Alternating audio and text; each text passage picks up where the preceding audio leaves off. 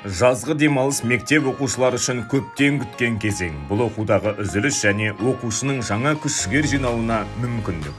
Балаларға арналған Қазақстан бақытты балалық мекені жазғы демалыс балалардың салауатты демалысын, бос уақытын және жұмыспен қамтылуын ұйымдастыру тұжырымдамасына сәйкес 3 бағыт бойынша өткізілді. Қала сыртындағы демалыс 16 балалар сауықтыру орталығында, оның ішінде 10 мемлекеттік, 6 жеке меншік лагерлер базасында өткізілді. Мемлекеттік лагерлер Атбасар, Ақкөл, Зеренді, Бурабай, Ерейментау, Сандықтау аудандарында және Солтүстік Қазақстан облысының Айыртау ауданында жұмыс жүргізілді. Жеке меншік лагерлер Бурабай және Зеренді аудандарында орналасқан. Биыл 3 жаңа лагер ашылды. Щучинск қаласы жоғары педагогикалық колледжінің базасында Жаншуақ балалар сауықтыру орталығы, Сандықтау ауданындағы өмірлік қиын жағдайдағы балаларды қолдау орталығын қайта құру жолымен жас дәурен жыл бойы жұмыс істейтін лагері іске қосылды. Ал Біржан Сал ауданының Карловка ауылындағы Бүркітші санаторийінің базасында Лингво Кэмп балалар сауықтыру орталығы орналасқан. Қала сыртындағы лагерлердегі жағдайды жақсарту мақсатында ағымдағы жылы Ерейментау ауданындағы Жұлдыз балалар сауықтыру орталығын жөндеуге жергілікті бюджеттен 50 миллион теңге бөлінді. Корпустар, асхана және электр желілері жөнделді. Ағымдағы жылы Ақкөл ауданының Юность балалар сауықтыру орталығының электр желілерін жөндеуге 12 миллион теңге бөлінді.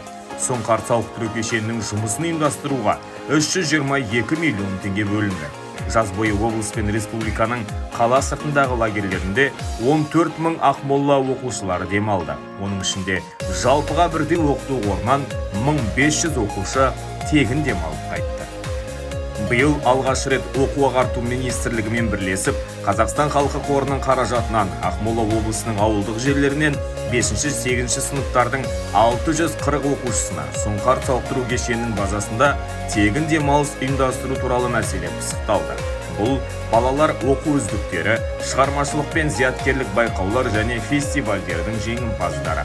Қала сыртындағы демалыспен бірге мектептер жанынан 34.200 баланың қатысуымен тамақтанатын 217 мектеп жанындағы алаң және 35.700 оқушының қатысуымен тамақтанбайтын 286 мектеп жанындағы алаң ұйымдастырылды.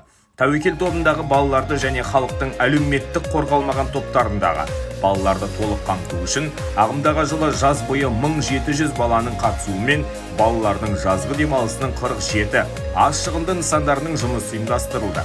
Бұл өлкетану жорықтары, экскурсиялар, шатырлы, киіз үйлер лагерлері.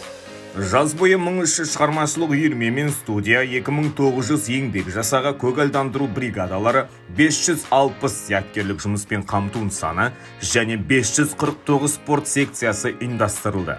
Осылайша сауықтыру мен демалыстың барлық түрлерімен 109.900 бала немесе 83,8% қамтылды. Мәдениет, спорт және білім беру саласындағы мемлекеттік тапсырысты іске асыру шеңберінде облыстың 28.800-ге жуық баласы үшін үйірмелер мен секцияларға тегін қатысу мүмкіндігі ұсынылды.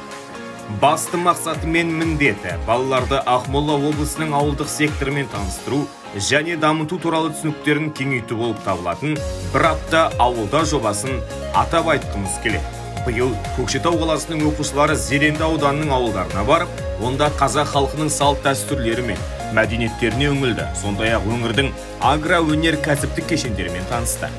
10 және 14 шілде аралығында Сандықтау ауданының Қанағат демалыс базасында жалынды болашақ скауттық қозғалысының облыстық жарыстары өтті. Бір апта ішінде балалар түрлі бағыттары бойынша жарысты. Бұл шығармашылық байқаулар, алғашқы әскери дайындық, спорттық туризм, сондай-ақ экстремалды жағдайда аман қалу. Лагерлер желісін кеңейту үшін 2025 жылдың соңына дейін Ақмола облысында 2 лагер қалпына келтіріліп, жыл сайын 2100 баланы көбірек қамтуға септігін тигізеді.